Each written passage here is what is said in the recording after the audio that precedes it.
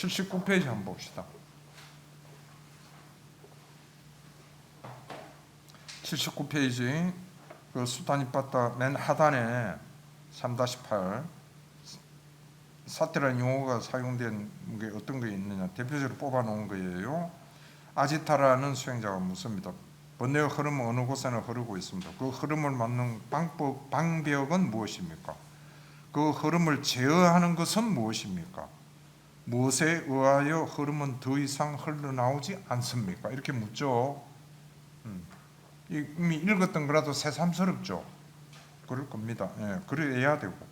그러니까 세상의 대답이 아지따요. 이 세상에 어떤 흐름들이 있더라도, 어떤 번뇌들이 있더라도, 그 번뇌들의 흐름을 막는 방벽은 댐은 사띠다. 이렇게 명확하게 정의를 내려놓으셨거든요. 사띠만이 번뇌를 멈출 수 있다 이 말이에요. 또 그 흐름들을 제어하는 거, 컨트롤하는 거, 흘러나오게도 하고 못하게도 하고 이렇게 마음대로 제어를 할 수 있는 거 역시 사띠라는 거예요.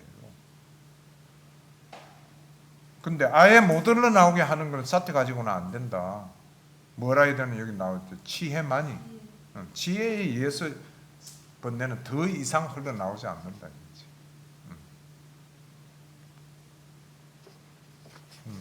한 번 더 내가 이거 우리가 다시 마음에 새기자 해가지고 이거 보자 그런 거예요. 예.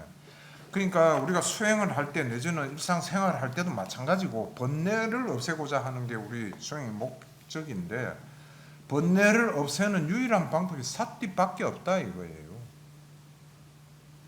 물론 이 걱정은 이제 좀 그만하자, 그만해 이 생각을 함으로써 어느 정도는 약간 안 할 수는 있어요.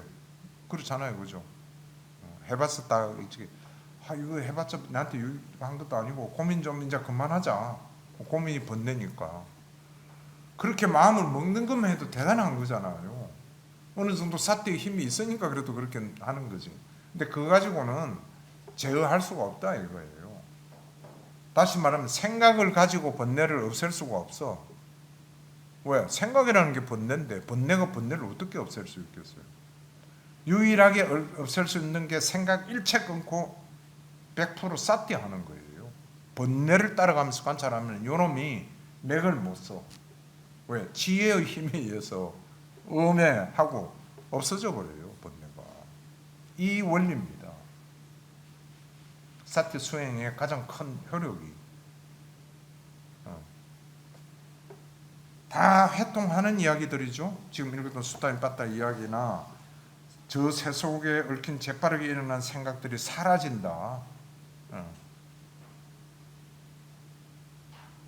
이게 사라지게 해야 마음이 안으로 확립되고 고요해지고 하나로 모여서 삼매에 든다. 마음이 삼매에 드는 거예요. 아까도 내가 삼매에 들었다가 아니고 마음이 삼매. 마음이 여기 또 나와 있잖아요. 마음은 안으로 확립되고 고요. 그 전까지는 뭐 마음이 산란해 있었던 거죠. 온갖 번뇌에 놀아나고. 그런데 이렇게 함으로써 사띠의 힘에 의해서 마음 자체가 점점 고요해지고 마음이 삼매에 든다.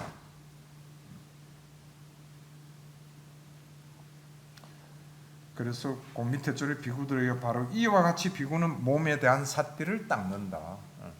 이처럼 이렇게 몸에 대한 사띠를 닦는다는 거예요.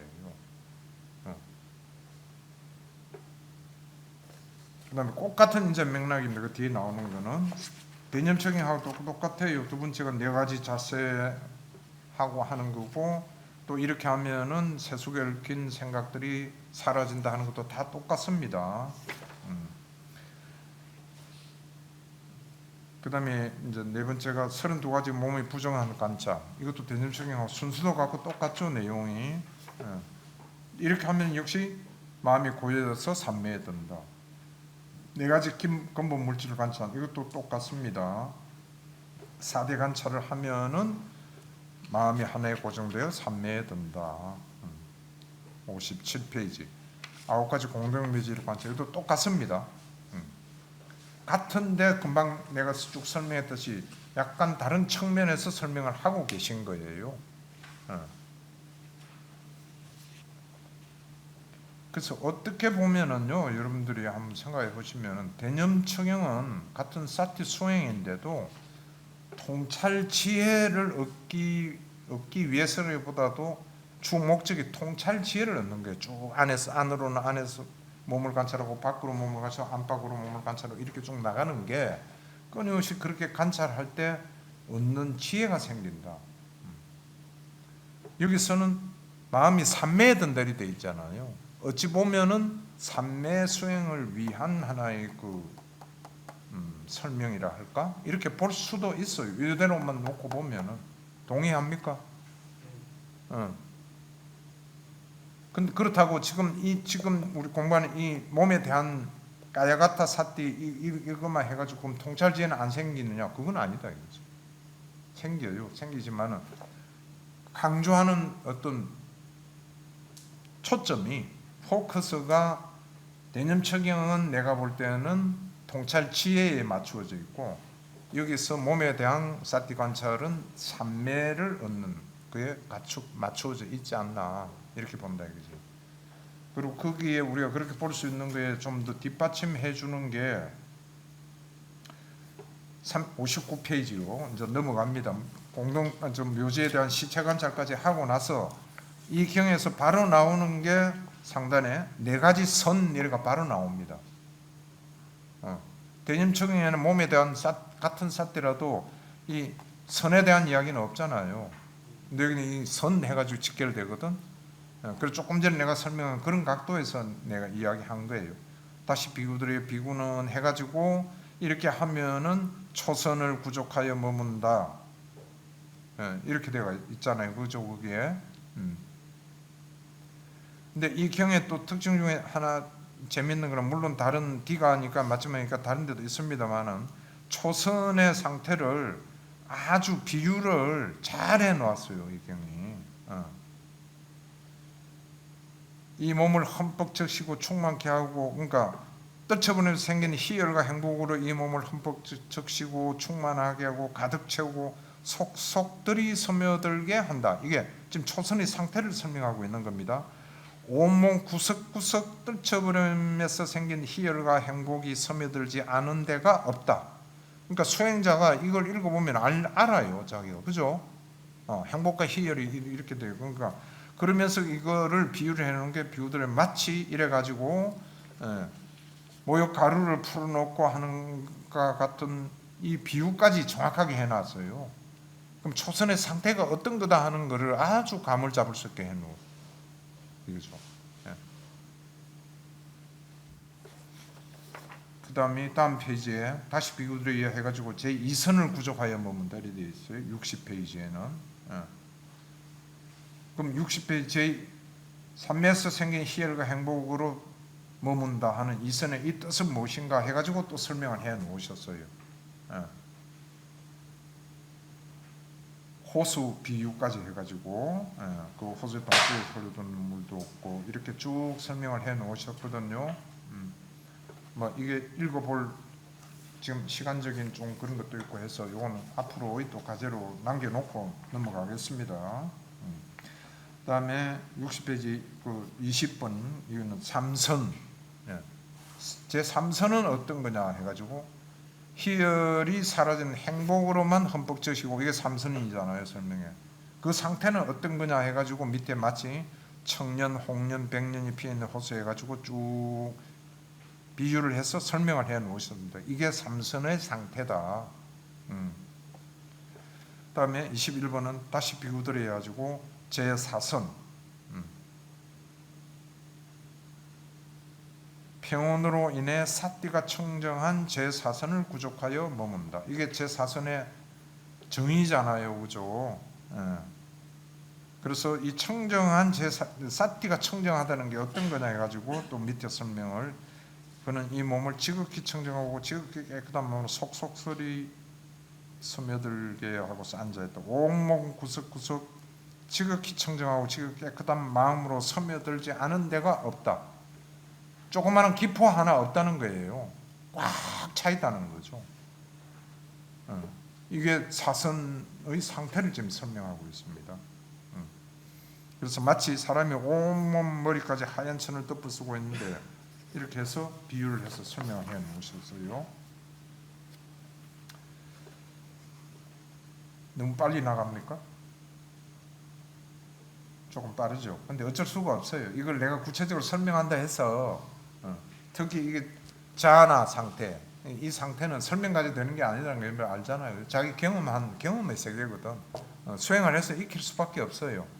그러니까 이렇게 내가 빨리 넘어가는 게 여러분들 앞으로 수행해 나가시면서 초선, 이선 만약에 이와 같은 그 경계에 접히면 이 경전을 참고하라 이거지. 비유를 얼마나 잘해놨는가 큰 도움이 된다 이겁니다.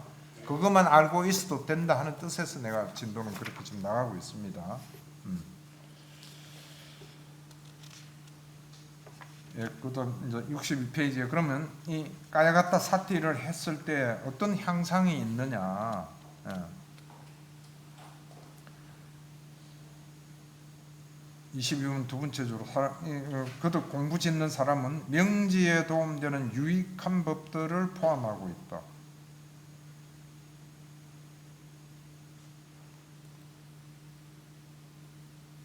그다음 23번은 이와 같이 몸에 대한 사티를 딱장 거듭거듭 행하지 않으면 사람은 누구나 마라에게 기회를 주고 마라의 대상이 되어버린다. 이렇게 닦아 나가지 않으면 지금 우리가 쭉 공부한 이런 식으로 수행을 하지 않고 이런 경지가 안 돼가면은 마라의 대상이 된다. 그럼 그 밑에 비구들의 만약 해가지고 이 마라의 대상이 된다는 거는 어떤 식인가 해서 보충 설명을 비유로서 하고 들어가고 있습니다. 읽어보시면 이 비유는 충분히 이해가 갑니다.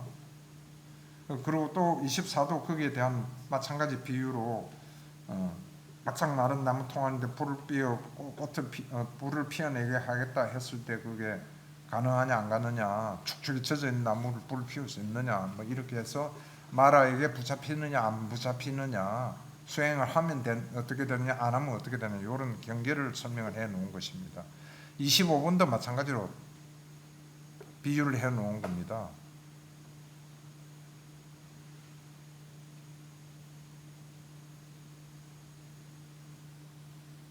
(25번) 같은 것도 보면 쉽게 알 수 있죠. 물독이 텅 비어 있는데 어떤 사람이 물을 지고 와가지고 물독에 물을 부을 때 뭐 부을 수 있겠느냐 없겠느냐 이거 부을 수 있다 이거죠. 그 밑에 그와 같이 몸에 대한 사태를 닦지 않고 그것을 행하지 않은 사람 누구나 마라에게 기회를 주고 마라의 대상이 되어버린다. 빈 물독에 물 얼마든지 부을 수 있다 이거예요. 근데 물이 꽉 차 있는데 물을 부을 수 있어 없잖아요. 지금 우리가 닦은 거 이래가지고 참선, 사선 여기까지 해서 충만하게 돼 있으면은 마라가 틈을 엿볼 그런 그 여백이 없다 이거예요. 정말 불선한 법이 안에 생길 어떤 가능성이 하나도 없다. 27번도 비유를 해서 해놓으십니다. 다음 64페이지요. 29번 비구들이여 누구든지 몸에 대한 사띠를 닦고 거듭거듭 행한 사람은 어떤 향상 이익이 있는가 하면 신통지로 실현시킬 수 있는 법이라는 그것이 어떤 것이든 간에 신통지로 그 경지를 실현하기 위해서 마음만 기울이면은 그런 원인이 있을 때는 언제든지 그것을 실현하는 능력을 얻는다. 그래서 여기서 이제 쭉 나오겠지만은 신통이 나와요. 육신통을 다 부릴 수가 있다는 이야기예요. 이 몸에 대한 사태 지금 여기 나와 있는 식으로만 닦으면은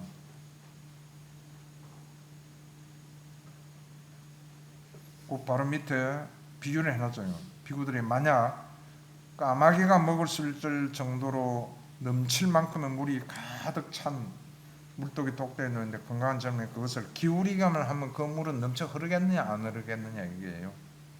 그러니까 그렇습니다. 그와 같이 누구든지 이 몸에 대한 사태를 닦으면은 마음을 기울이기만 하면 신통력이 바로 부릴 수가 있다 이런 이야기예요. 뭐 용을 써가지고 신통이로 부려 이게 아니고 가득 물이 담겨 있는데 조금만 기울여져 버리면 물이 팍 흘러 나오듯이 준비가 다 되어 있다 이거죠. 신통력을 부릴 수 있는. 그와 같은 상태를 그 30분도 같은 맥락에서 비유를 하고 계십니다. 갖게 된다. 그렇게 해서 65페이지요. 그러면은 몸에 대한 사티의 이익은 그럼 어떤 게 있느냐, 이렇게 그와 같은 상태가 됐을 때. 그리고 그럼 32에 그렇게 설명이 되어 있죠. 몸에 대한 사티를 반복해서 실천하고 거듭거듭 닦고 수레로 삼고 토대로 삼고 확립하고 강화하고 노력할 때 10가지 이익이 기대된다 이거예요. 어떤 것이 그 10가지인가? 첫째, 싫어하고 좋아함을 극복한다. 싫어함이 그를 사로잡지 못하고 싫어함이 일어나는 족족 이를 극복하여 머문다.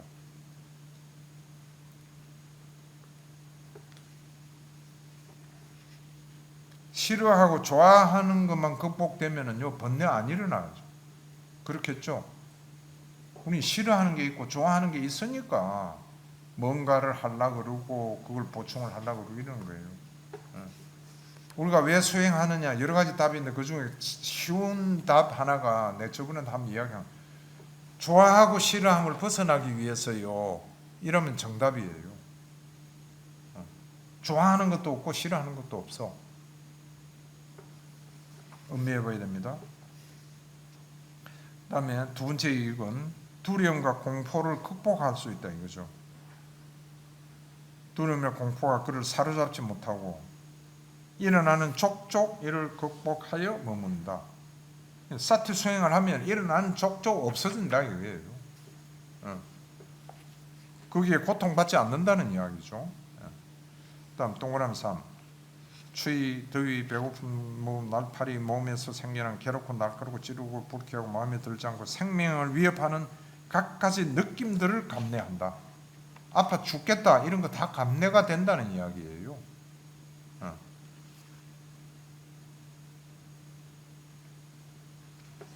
그 다음 네 번째 이익은 그 사선, 네 가지 선을 원하는 대로 얻고 힘들이지 않고 얻고 어렵지 않게 얻게 된다. 사선을 얻을 수 있다 이거죠. 이 사티 수행만 열심히 하면은. 그 다음 다섯 번째 이거는 여러 가지 신통 변화를 얻는다. 쭉 설명해 놨습니다. 땅으로 갔다가 올라오기도 하고 허공처럼 나가다가 물에 빠지지 않고 가부좌한 채 허공을 날아가기는 날개 달린 새처럼 한다. 이렇게 돼 있죠. 실제로 이게 된다는 이야기예요. 그 다음 더 나아가는 게 경전에 그 밑에 바로 밑에 저 막강하고 위력적인 태양과 달을 손으로 만져 쓰다듬기도 하며, 상상이나 우리가 할 수 있겠습니까? 어쨌든 된다 그랬습니다. 심지어 저 멀리 범천의 세상까지도 몸의 자유자재를 바란다. 천신이 지상의 부처님 앞에 어느 새벽에 묘한 모습을 띠고 나타나서, 이건 많이 나오잖아요, 니까에. 근데 부처님이 저 범천에 가셔서 한 이것도 가끔씩 나오거든요. 내지는 제자들 한 몇십 명을 데리고 천상에 올라가서 설법을 했다. 이것도 나오고 다 신통이 있기 때문에 가능하다는 이야기예요. 그럼 37번은 금방 이야기한 그게 이제 한자로는 그 가로가 되어가 있죠. 마지막에 신족통, 우리 신족통이라 그래요. 이렇게 온 몸을 마음대로 놔두고 저 달과 태양까지도 가고 하는 이게. 그다음에 38번은 청정하고 신선한 기여 요소로 천상이나 인간의 소리 둘 다를 멀든 가깝든 간에 다 듣는다, 귀가. 그래서 이걸 천이통이라고 합니다. 기이자. 다음 39번은 그는 자기의 마음으로 다른 중생들과 다른 인간들의 마음을 대하여 꿰뚫어 안다. 즉 다음에 쭉 설명되는 건 아까 우리 대념청에서 공부한 마음 관찰하고 똑같은 설명이죠. 근데 대념청 나온 건 자기 마음으로 하라고 그래요. 신통을 얻으면은 이거 보세요. 다른 중생들이나 다른 인간들, 다른 중생들이 마음까지 안 돼 있어요. 인간 말고도. 대단하겠죠. 뭐 인간들 마음은 물론이고 마음을 아는 거는. 그러니까 앞에 딱 앉으면 이 사람 마음이 지금 어떤 거다 이거 다 안다 이거죠. 타심통이죠. 제 66회 제일 밑에 한자로 하는 게 타심, 우리가 타심통이 열렸다 그러잖아요. 일단 8번은 한량은 전생의 갖가지 삶들을 기억한다.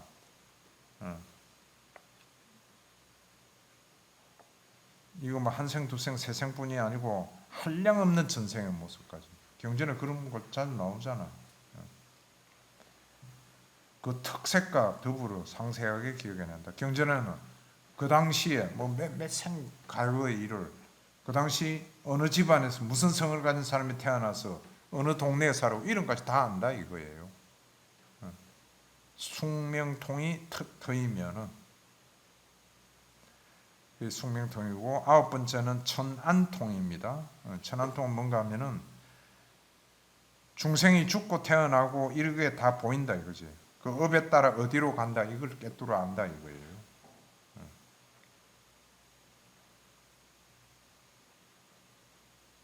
천안통이 만약에 터졌다 그러면은 정말 살기가 참 단순하고 쉽겠죠, 그죠? 그리고 절대 악업을 못 짓겠죠.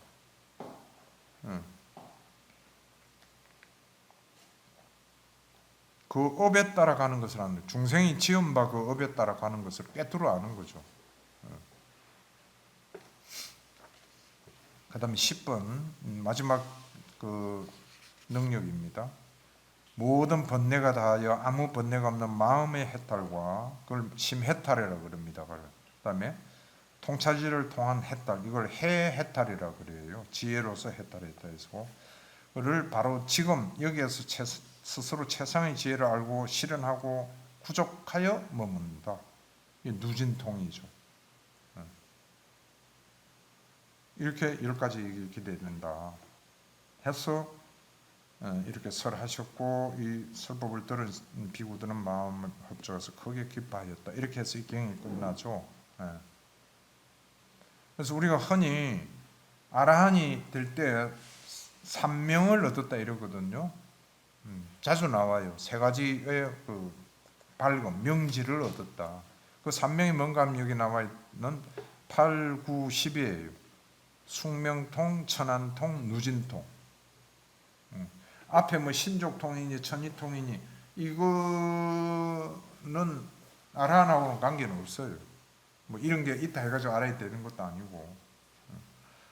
근데 그러면 숙명통, 천안통만 있으면 아라한이 그게 아니에요. 누진통까지 돼야 되는 거예요. 누진통은 여기 있잖아요. 번뇌가 다 했다 이거지. 모든 번뇌가 멸진한 상태. 그리고 심해탈, 해탈을 바로 여기서 지금 실천하고 갖추었다. 이게 아란이 된다는 이야기거든요. 그래서 이 몸에 대한 사티, 수행이 얼마나 중요한가 하는 걸 우리가 이 경에서 알 수 있잖아요. 그죠? 네. 몸에 대한 사티경. 네.